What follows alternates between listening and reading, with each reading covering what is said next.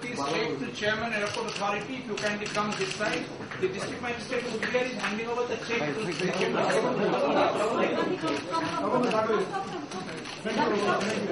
এটা আমরা কুচবিহার এয়ারপোর্টকে আমরা যেটা 45 কোটি টাকা দিয়ে এক্সপানশন প্রোগ্রাম করছি তার প্রথম কিস্তি 15 কোটি টাকা আমরা এয়ারপোর্ট অথরিটির চেয়ারম্যানের হাতে তুলে দিচ্ছি। আমার ডিএমও এখানে আছেন মিস্টার গান্ধী, যাতে কাজটা আজকে আপনারা জানেন যে আমাদের দুর্গাপুরে যে এয়ারপোর্ট হচ্ছে এবং তাদের সাথে পবন হংসের আজকে মৌ চুক্তি সাইন হলো। এখানে আমার এয়ারপোর্ট অথরিটির চেয়ারম্যান আছেন, আমাদের চিফ সেক্রেটারি, আমাদের finance minister, industry minister, transport minister, irrigation minister, tourism minister আছেন। চাঙ্গির পক্ষ থেকেও আমাদের ম্যাডাম আছেন এবং এছাড়াও বিভিন্ন অর্গানাইজেশনের আমার সেক্রেটারি দিদি বাচ্চা থেকে শুরু করে সকলে আছেন এবং আমাদের ওয়ার্ল্ড ট্যুর অপারেশনের তারাও আছেন, এয়ার ইন্ডিয়াও আছেন। সুতরাং আমরা কতগুলো সিদ্ধান্ত আজকে নিয়েছি যেটা খুব গুরুত্বপূর্ণ। এক তো হচ্ছে চুক্তিটা আজকে সাইন হলো, যত তাড়াতাড়ি সম্ভব এয়ারপোর্টটা তারা চালু করবে।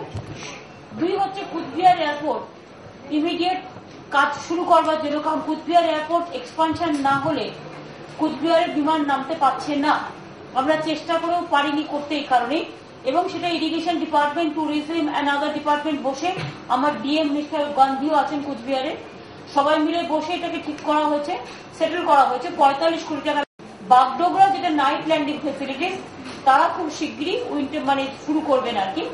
এবং আমরা একটা সিদ্ধান্ত যেটা নিয়েছি, যেটা আমাকে আগের meeting a world tour operator, airport অথরিটির চেয়ারম্যান, এয়ার ইন্ডিয়া থেকে শুরু করে অন্যান্য এয়ারলাইন্স গুলো বলেছিল, সেটা হচ্ছে আমরা যেটা করছি গভর্নমেন্ট আরো বেশি করে এয়ার যাতে আমাদের এখানে যাতে ফ্লাইট আসে, আরো বেশি করে বিজনেস বাড়ে, আরো বেশি করে ইনভেস্টমেন্ট হয়, আরো বেশি করে মানুষ কলকাতায় আসেন, কলকাতায় বিমানের সংখ্যা বাড়ে, দুর্গাপুরে বাড়ে, কুচবিহারে বাড়ে, বাগডোগরা বাড়ে।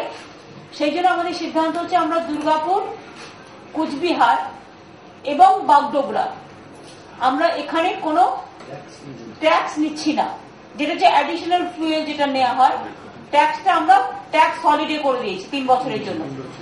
আর দুই হচ্ছে আমরা কলকাতাতেও 12-13 যে ফুয়েল কিনেছে তারপরে যে অ্যাডিশনাল ফুয়েল যেটা কিনতে হবে সেটাতে ট্যাক্স দিতে হতো 30%, সেটাকে আমরা 50% কমিয়ে দিচ্ছি, ট্যাক্স রিবেট দিচ্ছি 50% কমিয়ে, ওটা 15%।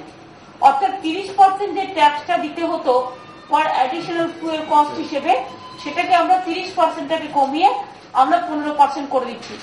এরপরে এটা অনুরোধ ছিল একটা, যেহেতু অল ট্যুর অপারেটর এবং ফ্লাইট অপারেট যারা করেন তাদের থেকে সারা পৃথিবী ব্যাপী, এরপরে অনেক ফ্লাইট আমাদের এখানে সংখ্যা বাড়বে, অনেক ফ্লাইট আসবে এবং বাংলায় বিজনেস বাড়বে, এবং এর ফলে যারা ফ্লাইট চালায় বা অপারেট করেন ট্যুর অপারেটরসরা, তাদেরও একটা খুব ভালো রিবেট পাওয়ার ফলে আমার কাজটা তাড়াতাড়ি হয়ে যাক। এবং দুর্গাপুরে যেটা চাঙ্গির সাথে আমরা যেটা যৌথভাবে করছি পবন হংসের সাথে, সেটা হচ্ছে আমরা তাড়াতাড়ি কাজটা চালু করতে চাই। আমরা ফার্স্ট উইক অফ সেপ্টেম্বরের মধ্যেই দুর্গাপুরে প্রোগ্রামটা করে নেব।